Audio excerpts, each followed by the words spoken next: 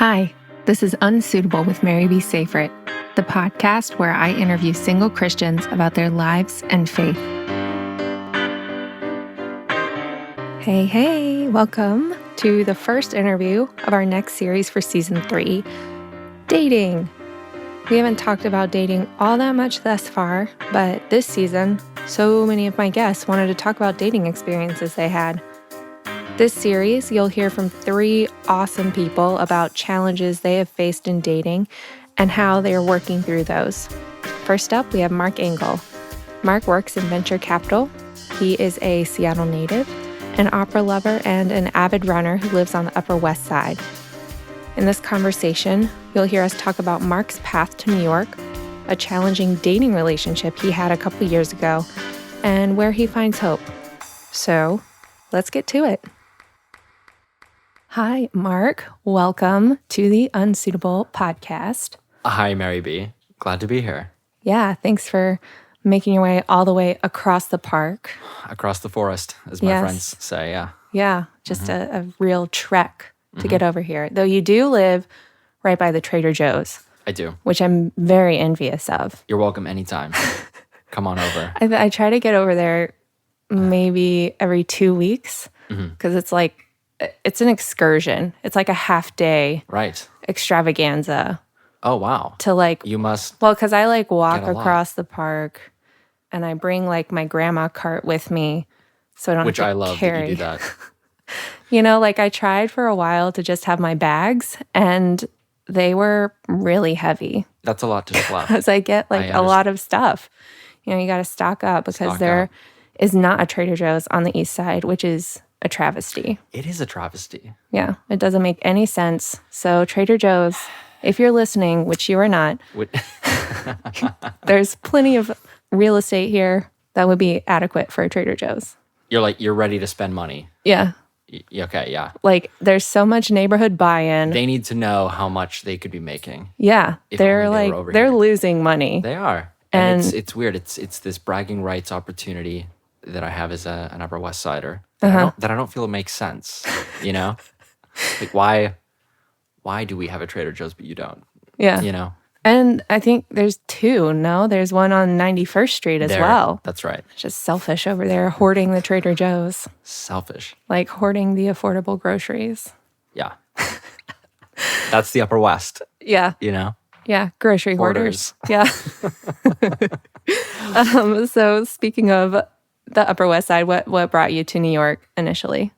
Yeah, I was living in Seattle previously and working for a diversified industrial Fortune 100 called Honeywell, and they shipped me out here.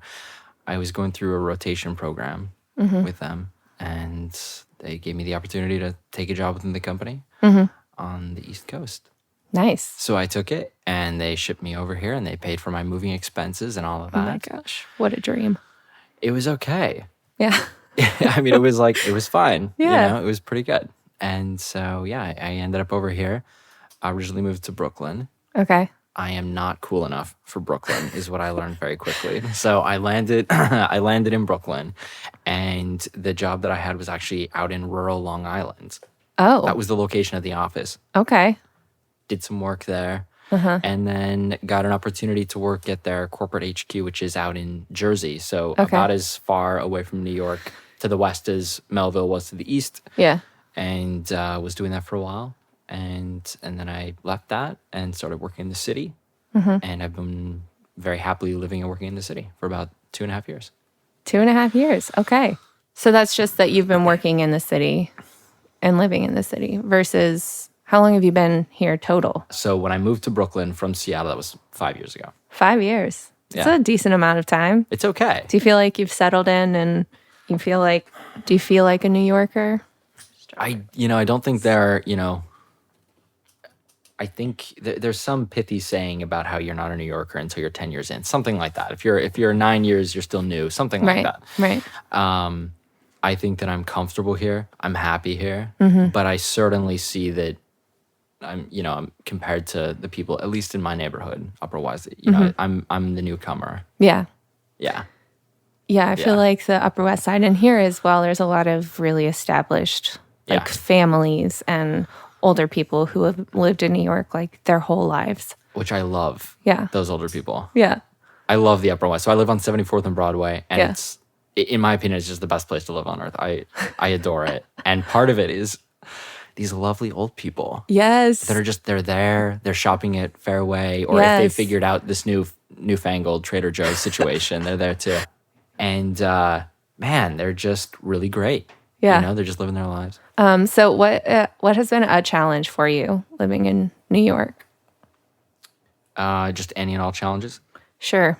Wow, that's It could pretty be broad. it could be broad, or it could be more specific to where we want the conversation to go. We can go there in a second, but there's one that really needs to find its voice, which is I struggle with my Upper East Sider friends not having a Trader Joe's. I just think that the lack of justice, Yeah.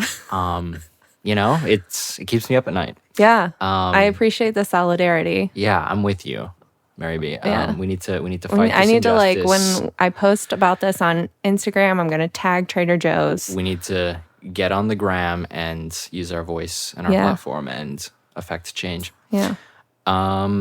Yeah, on the direction of the conversation, which is dating and relationships, or at least that's what I've chosen. Yeah, difficulty in New York. I think that in a city that is affluent and where the choice seemingly abounds, and I think there's a debatability on what that means, especially for like the Christian community. Just because there are a million people that could fit what you're looking for doesn't mean you have a million options, right? I think one of the many challenges is this. I think it's sometimes, I'll just speak for myself, hard to escape conflating the consumerism of dating, if that makes sense. It's kind of like you go into a supermarket and there's, a wall full of all of these, cereals that you could choose from. And Yeah. sometimes you can be overwhelmed with that impression. But the problem is, like, that's not how you should approach dating. It's Right. not a shopping situation. Right. But I think that not only does it appear that way, but I think that also men do this for women and women do this for men. They present themselves as, if I can somehow brand myself more attractively than the person sitting next to me, I can secure a mate. I can attract that guy, or I can win over that girl. And so I think that we sometimes, again, I'll just be personally, we can feed into that a little bit. And I think that that's a challenge. Yeah. There's for more, sure. but that's the first thing that comes to mind. Yeah, absolutely. I think that there seem to be relatively endless like number of choices, and almost, I don't know, I feel like you can I certainly do fall into this mindset of like, I can find the quote unquote perfect person if I just keep looking. There are 8 million people in this city. Certain number of them are single. Certain number of them are probably what I'm looking for. So if I just keep looking, then I'll probably find it. Yeah. Can you talk about a specific dating experience that you've had in the city? Definitely. So the one that I was thinking about, I won't mention her name. We can call her Kay. And, Kay and I were introduced by a common friend. And I'm 35 now. So I was 33 at the time. And she was near the same age, maybe a year younger. And I think that we were both, single, Christian, kind of tired of, ready to kind of take the next step in our lives, find someone settled down. Yeah. I think we were shooting for the same kind of thing. So we met each other and were, I think, relieved a little bit. Yeah. Kind of like, wow, this person seems great. And it seemed like there was some mutual interest. And we started dating pretty seriously, pretty quickly. And some of that was genuine attraction. I think, I think that it made sense. And at the same time, I think that in hindsight, maybe we both represented to each other more of an avatar of this idea Right. of a mate, as opposed to finding out who we, were in reality. And over the next several months, I think kind of needed to come face to face with that reality and struggled and ultimately didn't work out. We're not together. But like that's a relationship that has kept me thinking and kept me, kind of processing and evaluating, do I know what I want? Yeah. Am I up to the task? You know, she was a very impressive person. And, you know, I think probably we didn't work out because we weren't compatible. Maybe it's that we would have been great together and I just couldn't make it work. I'm not sure, you know? So Yeah. it kind of, you know, the wheels are still spinning on that one, even a couple years later, I think. Yeah, I think there's just so much ambiguity in the aftermath of that kind of situation, especially if it's someone who on paper is like so great. And you're like, they're so great. Why? Like, what is the disconnect here? Is it me? Is it just like something like a chemistry thing that wasn't there? Right. You know, there's like, I don't know. There's just, it's a very nebulous thing of, I don't know, if I'm a problem solver. And so I'm like, if I just think about this long enough, I will figure out what it was so that I can avoid that in the future, which obviously that's a reasonable way to approach any problem. Totally. Right. But with human beings, I think it's, it gets a little bit murky. It's multivariate. Yeah. Because you're both changing. Right. And you're both, So I agree with that. And one of the ways that I was reflecting on that particular relationship is we seemed to start dating with the thesis, wow, we're super different. Hopefully we complement each other. And over the course of that relationship, it, I think, seemed to me like the differences clashed more than complemented. And so that was something I what you're saying resonates with me, that, you know, I'm also a problem solver.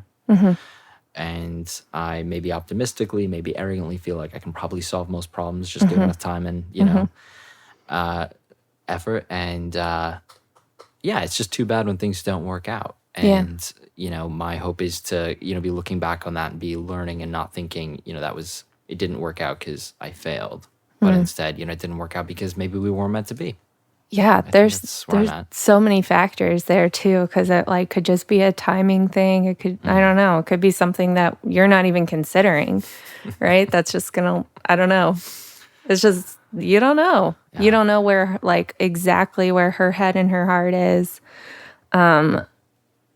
Yeah. Were the differences, do you think, you say you were very different, was that like a dispositional thing or like what you want from life thing or an everything thing? I think we wanted the same. There were some differences in vision for life, but not much. Okay. We both were really committed to our faith. Yeah. We both wanted a family, kids. Yeah. We, you know, I think it was more disposition. Okay. We were extremely different. And look, as time goes on, I actually look back and just admire her more and more. She was an amazing person. Yeah. And I think that it would have been, frankly, easier to move on if I just wasn't quite as interested or quite as attracted, or, you know, if she had, you know, some rough edges. But she was truly an incredible person. We just didn't seem to really make each other that happy. We'd spend time together, and there's a lot of relational friction, which I feel like I kind of carry that on my shoulders more than attribute it to her. But I would say more disposition for sure on that one. But it's really interesting to me, and I don't date very much, but thinking about, you know, I do think that I want somebody who's different, but then also know how frustrating it can be to try to like to find the balance and the complement versus the friction and the tension. Yeah. Yeah. Totally. And so I can put some color around that for the relationship that I'm thinking of. We had a difficult time communicating, and it's fascinating because I think that we're both pretty competent communicators, and you know, we somehow found a way to not hear each other on some important things. And that certainly wasn't, you know, the only thing, but it was significant, you know? So like when we would have a difference, she was very extroverted. I'm very introverted. Okay. So here's one example, time management. So she would want to spend all the time together. She'd want to, you know, go on vacations, go on trips, just spend time face to face. Like, let's just do, like, we're building a life together. Right. And I was on board with that about 80% of kind of where she wanted, maybe 70%. But then there were some times where I just needed to carve out space and time for just me to read whatever it is, right? Being alone is just something that I need. So she struggled with that. And whereas I was trying to communicate, like, this is, the amount on a percentage basis isn't a lot, but I do need this, non-negotiable. And she saw that as, me not letting her in, or like me, kind of keeping her from me for that amount of time. Like if a weekend went by and we didn't see each other, it hurt her. And that was no bueno, like I didn't want to hurt her. It wasn't because I was trying to exclude her. So that's just one example where we couldn't seem to appreciate and value the difference, and not, we couldn't seem to kind of meet each other halfway. And there were a lot of those.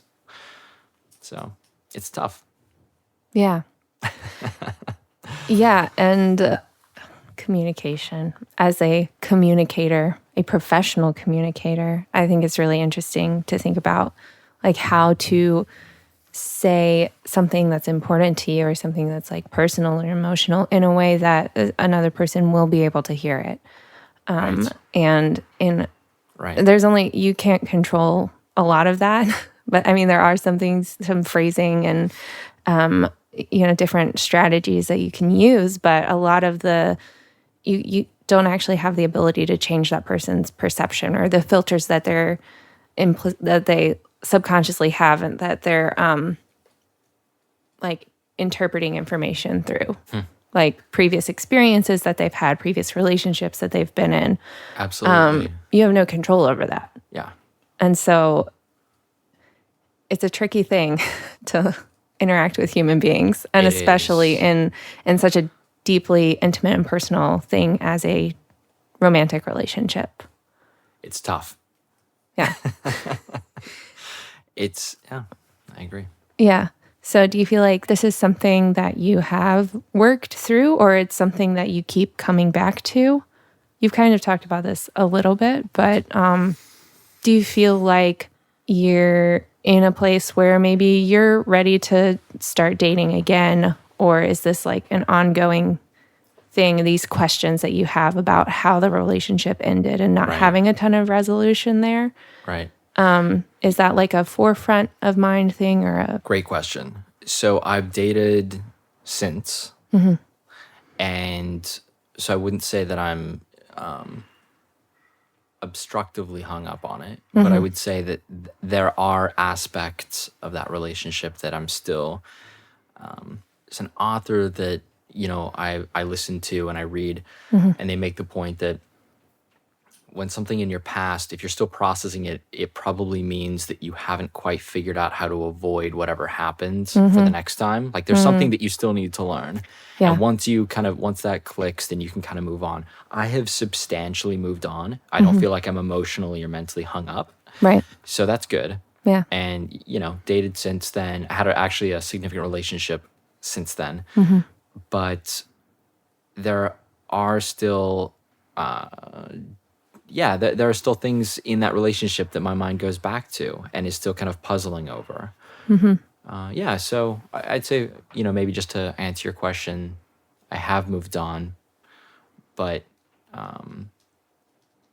there isn't, or I guess the better way to say that is, I'm still processing, but I don't feel hung up. I still feel like I've kind of functionally moved on. Just through processing this, has your faith played a big role in being able to move on? Relationships are very hard for me.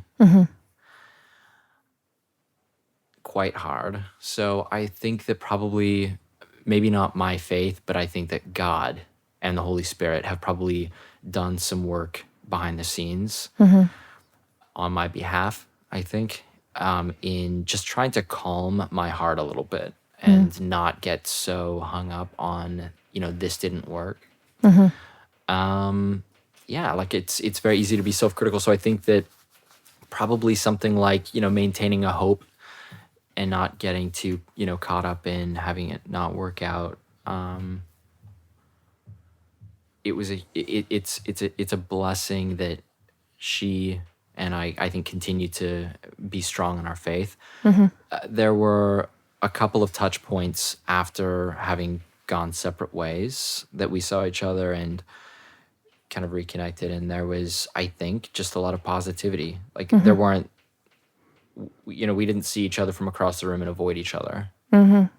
Like we could talk, we could interact, we could kind of in a friendly way kind of get back to where we were in our esteem for each other. And I don't think that there's, any kind of lingering, romance, hidden in that. But I think it was just, there was grace, I think is where I'm at.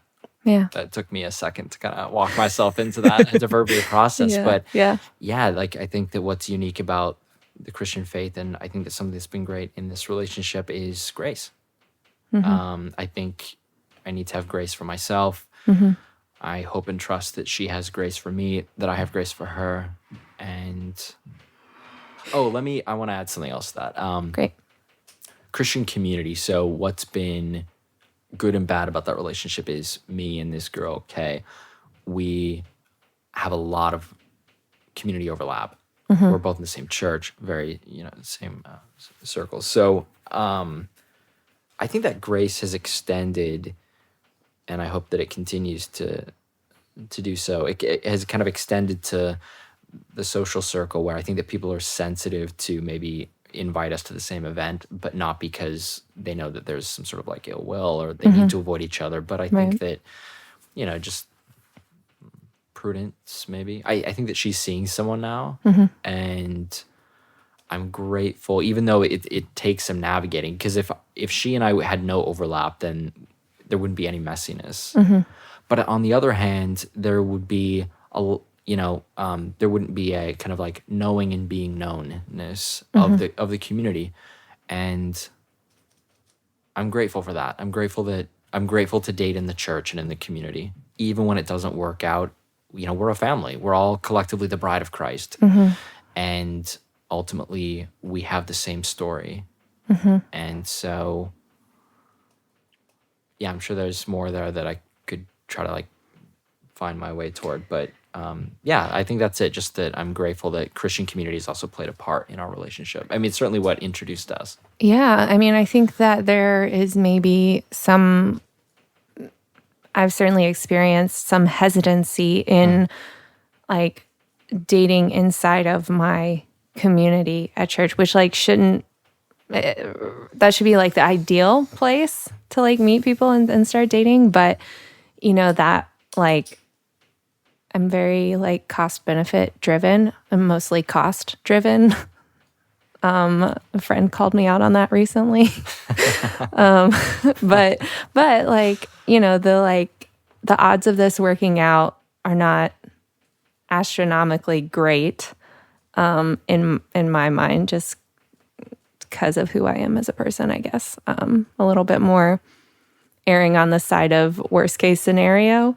But like to that hesitancy and that fear of what if it doesn't work out, and we like have all of these friends in common, and not trusting that there's enough grace to cover that, and not even like trusting my friends and potentially the other person to be able to be more resilient and to be more mature even.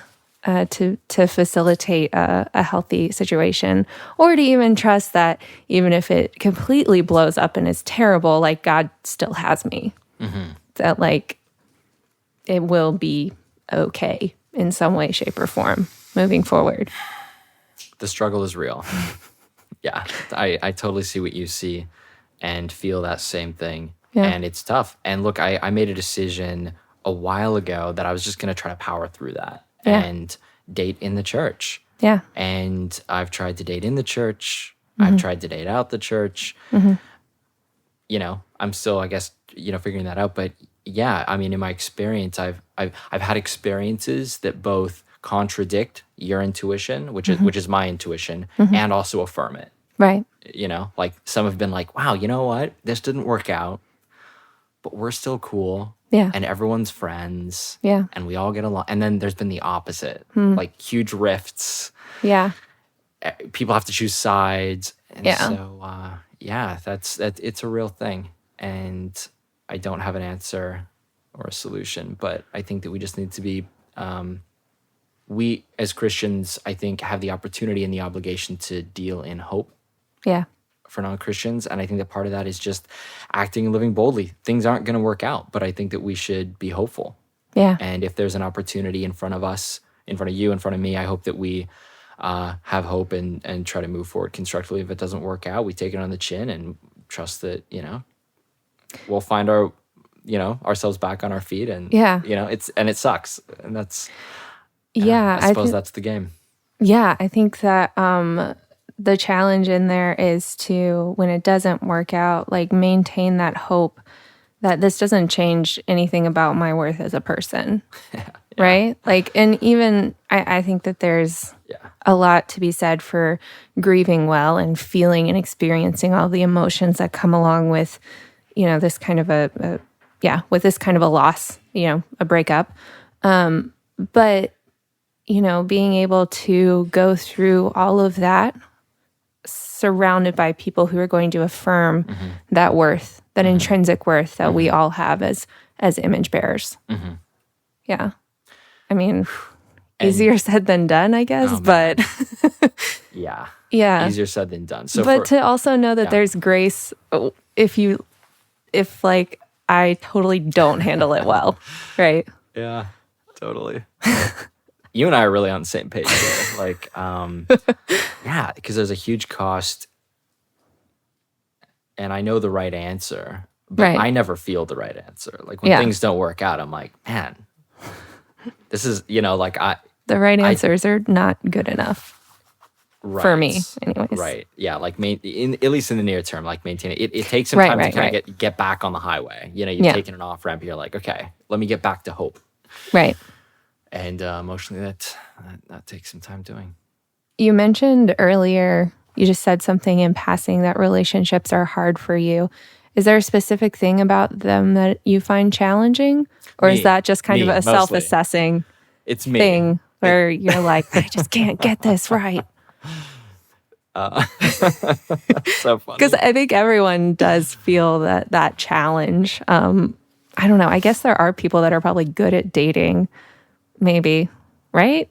Well, not to widen the scope too much. That statement is, a little bit of rabbit trail, but I came from a broken home, and I think that I've, learned a lot about myself and, people in general. When I made that statement, it was relationships in general, I would say, are difficult. Relating Not to just romantic, like relating, friendships. Which kind of... all of it. Right. Yeah. Yeah. And so the expectation of friendship is, at a certain level, and the romantic relationships that much more so. Right. And so, all of those... whatever those challenges are, they do amplify a little bit. But also you have the opportunity, I think, to counterbalance them with additional, kind of leaning in with additional love and prioritization. When it's a romantic relationship, I think that, romantic relationships are tough. And I guess all I can do is really just focus on my part in that. Like it's me, and then my decision making on who I bring into that for my dating experience, and then whatever they have to bring into it, that's just kind of, I can't change that for them. It's an interesting dynamic, I guess. Yeah. Do you have like very high expectations for yourself, it sounds like? In like everything in life? Yeah, that sounds like me. I think that's right.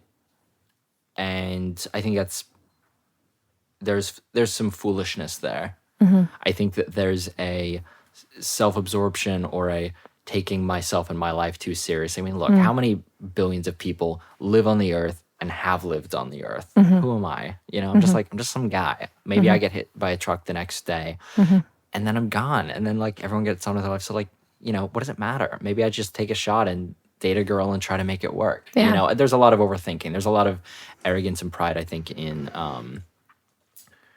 having too high of an expectation on a lot of things. I think that so I'll try to, continue to find some wisdom on that. I definitely, take commitment seriously. I'm not, what I would say, I think maybe in my defense, I'm not,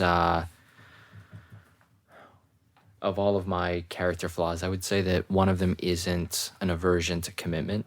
I really want to commit. Like I'm looking for an opportunity to commit and, build something and have a life with someone. So, it's me having high expectations is probably something like I know that when I marry, it's not going to be me walking away from it. I don't see it as like a fair weather situation. So maybe there's some goodness and some wisdom to like having that high expectation for what that relationship is going to be. Right. But certainly there's also just maybe a self-importance that in the past I've really overthought, I think, a lot of relationships that I've had. So now, I mean, I find myself where I'm at, and I think that I need to continue to look for what would be good for me. Yeah. Yeah. So there's definitely having too high of an expectation about what a relationship moving toward marriage is going to look like. Having a high expectation for what marriage is going to be like once I get married, having a high expectation, that's probably going to be good. But I probably need to not overthink the dating situation. Yeah, I think that's really relatable. I mean, for me, as someone who also has high expectations for myself, and for me, it's like there is a right way to do relationships. And if I just like read enough books or think about it enough or like analyze it enough, I'll be able to do that the right, good, perfect way to be in a relationship, to be a person relating to another human being in any type of relationship, right? Like work, friendship, romantic relationships. But there's also that real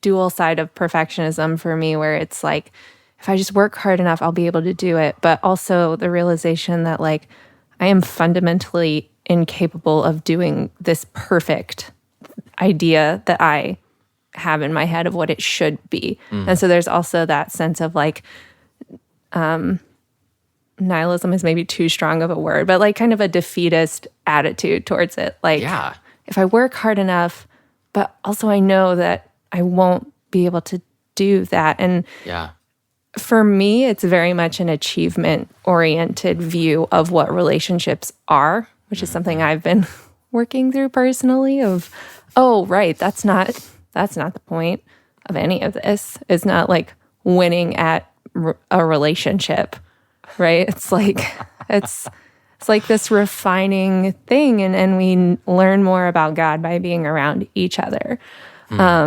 And so like trying to figure out how to make that shift has been really hard for me personally.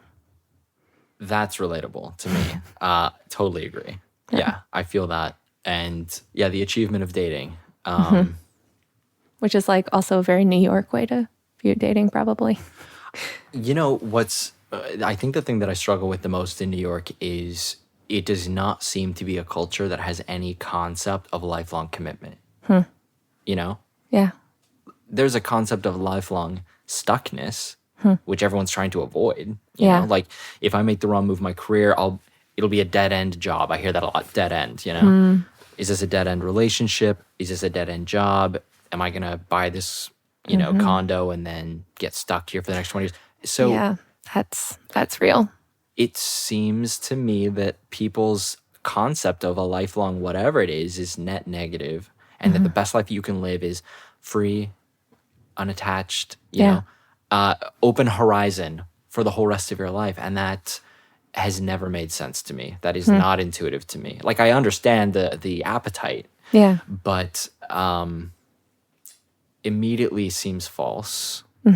And so, I mean, like, I think a great way to be countercultural in New York is to marry, settle down, have a kid or two or not, and, just get planted and, bear fruit, and, maybe God moves you, maybe he doesn't, but it's, and I don't feel like I'm really bought into that, so maybe it's not as much of an aspect of the culture that I struggle with, but I see other people struggling with it. And in my past, that has been a struggle. So, watch out, New Yorkers. Don't get too comfortable with the concept of, novelty. not, thank you. Yeah. Something fit in that, at the end of that sentence. And Yeah. I wasn't quite there. Novelty. Words are hard.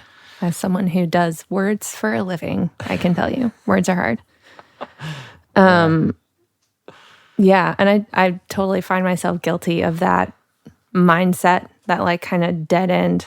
Like, because as I said, I'm very worst case scenario, just like naturally is where my brain kind of goes. So if it's like there's a possibility of, stuckness, then I'm very hesitant to like jump in. Yeah. And But that's where life is. Yeah. Like there's goodness there. I know. Yeah. And even if it doesn't look like getting married, but like the idea of planning roots and being committed to a group of people or a community or a neighborhood is definitely not the most New York idea. Yeah. Probably. And to affirm the instinct, like that, keeps us away from unhealthy things that are true stuckness, like unhealthy stuckness. Right, But like, right. I just take a step back for a second, just think to yourself, like, not everyone is going to or wants to be a parent, but what's the best thing for a child? Probably for for them to have parents who are quote unquote stuck. Like if you're just in a house having kids and are there for 30 years, that's best outcome for a kid. Right.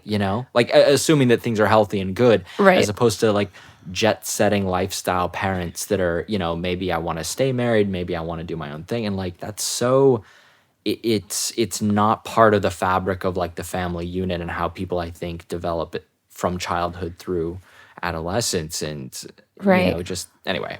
The difference there being between stability and stuckness, which I think there's a little bit of nuance to Right. find there. Right. Where stability, Yeah.